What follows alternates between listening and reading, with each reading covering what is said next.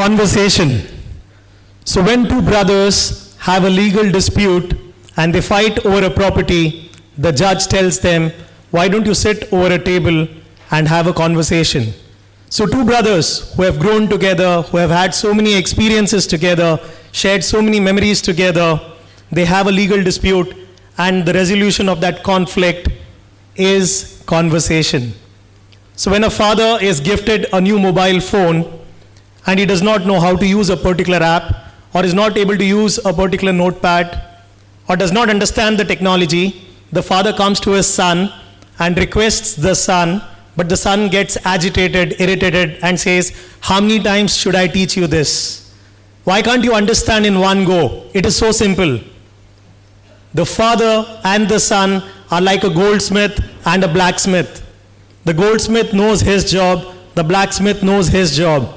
It is not important for every person in this world to know every job of this world. The father knew how to guide his kid and bring him up when he needed guidance. It is now the duty of the son to guide the father when he needs it. All the father is requesting is a conversation in the form of guidance. So if they have a proper conversation, the father and the son can together be a potter who uses clay to create masterpieces. A potter who uses clay to create a lamp which can light up the world. A world where we would have peace if we had the right set of conversations. And then a world where we have households where we don't have conversations. We have individuals who are legally connected with each other, say as husband and wife, but they don't connect beyond a conversation. And therefore, we have pin drop silence in households. I've been fortunate to have had the opportunity to travel around the world and have conversations and connect with individuals beyond conversations, learn from them, and share these experiences with all of you. And I'm extremely excited to share those experiences with each one of you present over here through this conversation. So we were traveling to the United Kingdom, and we were a part of this mega epic Bahubali The Conclusion, representing India at the British Film Festival for the world premiere and the world promotions of this movie. The movie was a mega hit, and we all enjoyed the experience over there. It was now time to come back from the United Kingdom to India. We were at Colchester, and we had to go to the London Heathrow Airport. The client thanked us for our work. We thanked them for their hospitality. The client booked a cab, and we sat in the car. Everyone was tired. The crew was very tired. They decided to take a nap, and I decided to have a conversation with the driver. During the course of our conversation, we spoke about multiple things, and this gentleman, he shared with me something which is very interesting. He shared with me that he was colorblind. I didn't know how to react, so I asked him the obvious question, that does this mean that you see the world black and white? To which he replied that no, that was not the case. He sees colors differently, which means what is green for you and me was purple for him. So all of a sudden, as I saw outside the car, I could see everything around me as purple. The grass, the trees, everything was purple to me. And I was shocked, I was taken aback.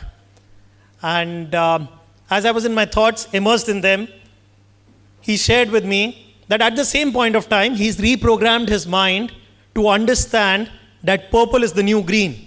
Because from childhood, all teachers had taught him that trees are green, so he had reprogrammed his mind to believe that what he saw was purple was actually green. So therefore, trees are purple according to him, but he has reprogrammed his mind to believe trees are green. Now I was mighty impressed, motivated, that here was this individual who had a different ability in this modern world, has reprogrammed his mind and overcome his shortcoming, and there is absolutely no regret, anything whatsoever. But still I was curious, and I went on to ask him, has this ability of yours ever hindered or stopped you from achieving anything that you wanted to achieve in life? To which he shared with me that he wanted to be a professional pilot. And because he could see colors differently, they denied him a professional pilot's license. So they would have asked him to land on the green color, although he had reprogrammed his mind. He would see it as purple. He would have reprogrammed his mind that purple is the new green. Valuable time would have been lost, and therefore he was denied a professional pilot's license. I felt empathetic about it. We went on, we spoke about multiple things on how life was to be in the United Kingdom and how life is to be in India. During our conversation, we reached the London Heathrow Airport. And I thanked him for the valuable learnings and the inspiration that he had given me. But as we got down from our cab, this gentleman made a specific request. He requested me if he could show me his mobile phone, a video on his mobile phone. And I was very excited. I was delighted. I said, yeah, why not? And he showed me a video. And in that video, he's flying a plane. And then he showed me the next video in which he's flying a plane. The third video, the fourth video, the fifth video, the sixth video, the seventh video in which he's flying a plane. I was thrilled. But at the same point of time, I didn't understand how this was possible. So I asked him, didn't you just tell me some time back that you were denied a professional pilot's license? How is it possible that you're flying a plane? And what he shared with me has stayed a life lesson with me for a lifetime. He told me that they denied him a professional pilot's license, but as per the law of the land, he could still chase it as a passion, as a hobby.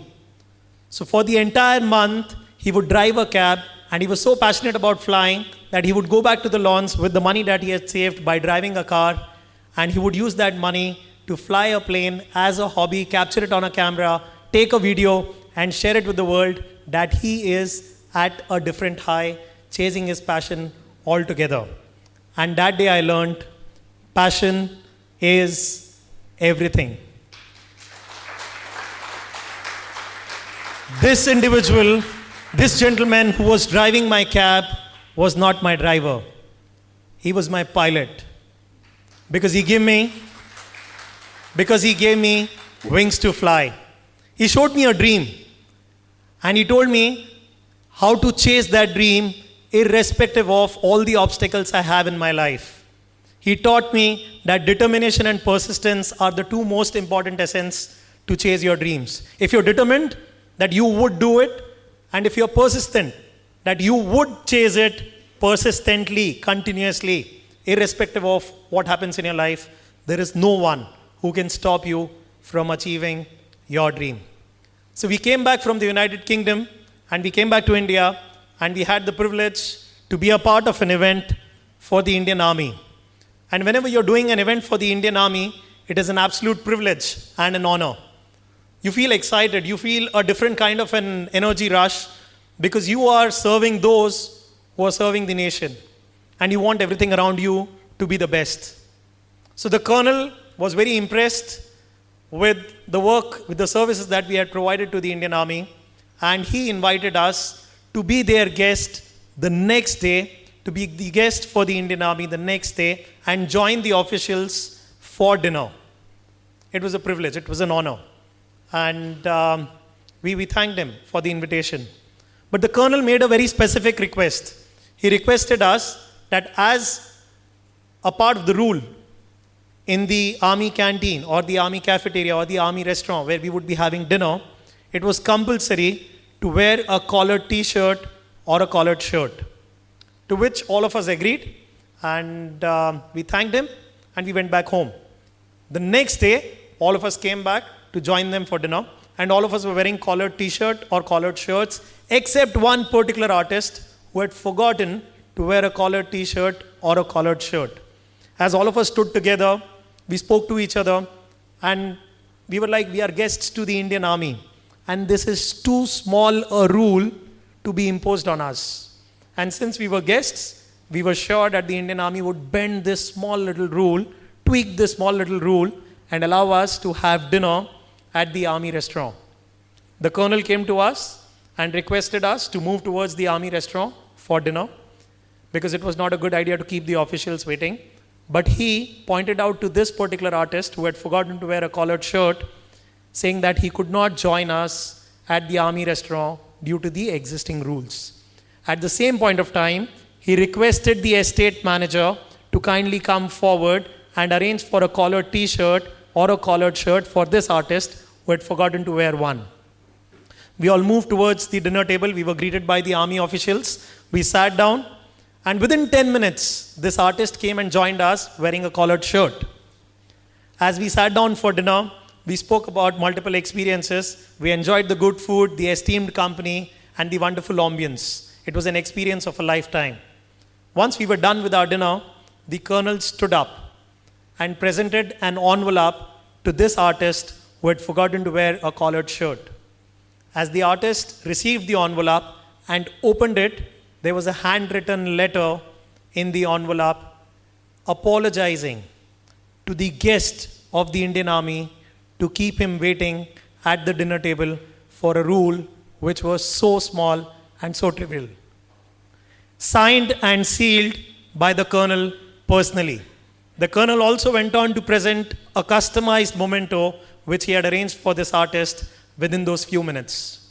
And that day we learned that rules are rules, rules are pain points, but pain points have to be converted into experiences.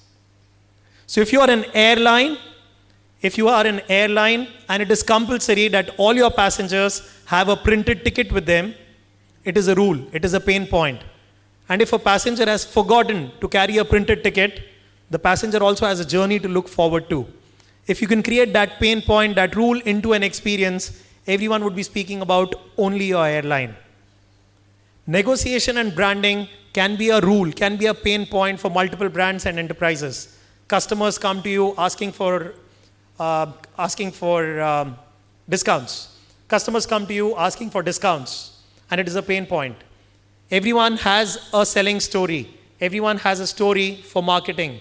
How many of you have a story for negotiation, for bargaining? If you have a negotiation story or a bargain story, everyone is going to talk about your brand, your enterprise. So these are conversations that I have shared with you, which were during good times. I've had conversations during the bad and the rough times too. In fact, when the entire world was facing a global challenge, conversations have helped me, and I'm glad to share one such conversation with you. It was lockdown. The pandemic had hit the world, and it was the second wave, the brutal wave which hit all of us.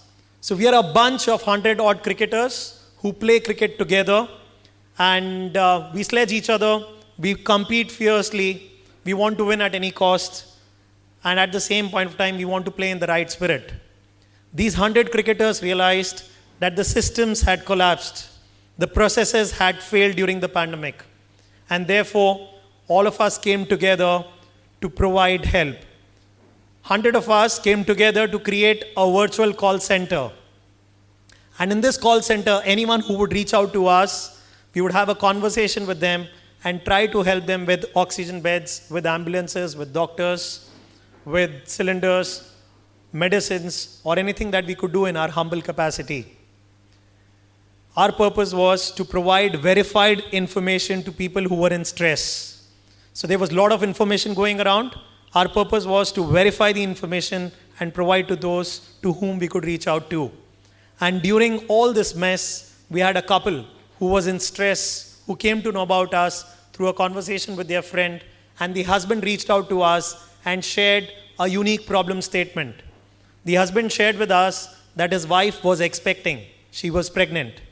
But this was a different case altogether. In a normal case, you deliver in 9 months.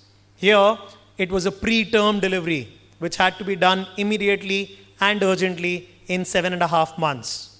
In a normal delivery, you would have time to do an RT-PCR test. The test reports would come in 24 hours, and you would be proved COVID negative, and then you would get admission in a reputed hospital.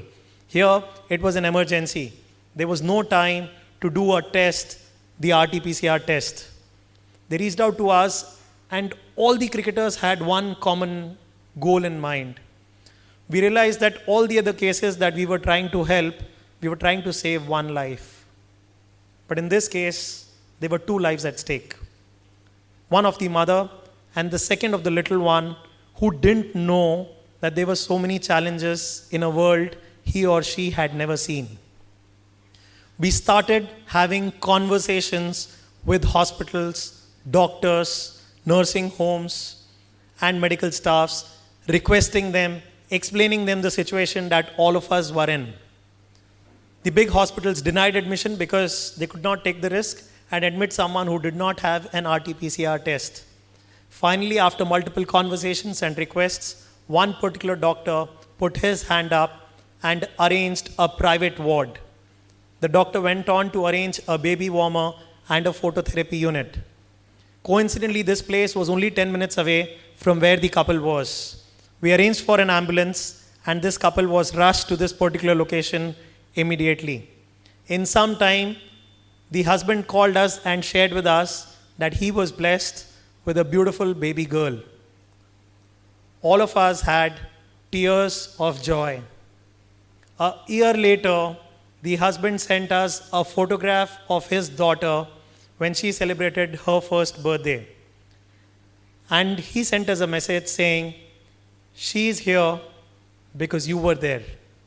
To which we replied, "If we were not there, somebody else would have been there. Happy birthday to your little princess." Happy birthday. Happy birthday to your little princess. Happy birthday to our little princess. And that day we learned that systems and processes will collapse. But you are the system. You are the process. And you will have to rise. The job and the duty of the doctors is to save lives.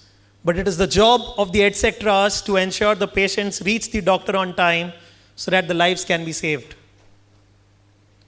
If you see someone who's met with an accident on the road next time, try to be the etc. and take that patient to the hospital so that we can save a life. If your neighbor is in stress, try to be the etc. and try to help your neighbor, try to solve their problem unconditionally. Don't expect anything in return, not even a mention of your name for the act of kindness that you have done. Continue to remain an etc., anonymous, and serve unconditionally. And in case, if you need help, if you need assistance, put your hand up, and I'm sure you will have a conversation with someone whom you know or someone you don't know. And through that conversation, someone will come forward to help you definitely. To close, I would like to share with you, speak and you would have a conversation. Listen and you would have a conversation. Introspect and you would have a conversation. Go within and you would have a conversation. Go beyond and you would have a conversation. Connect. Just connect and you would have a conversation. And I'm extremely glad, honored, privileged to have connected through this conversation with each one of you. And I'm extremely sure we'll connect beyond this conversation too. Ankit Piplani, until next time.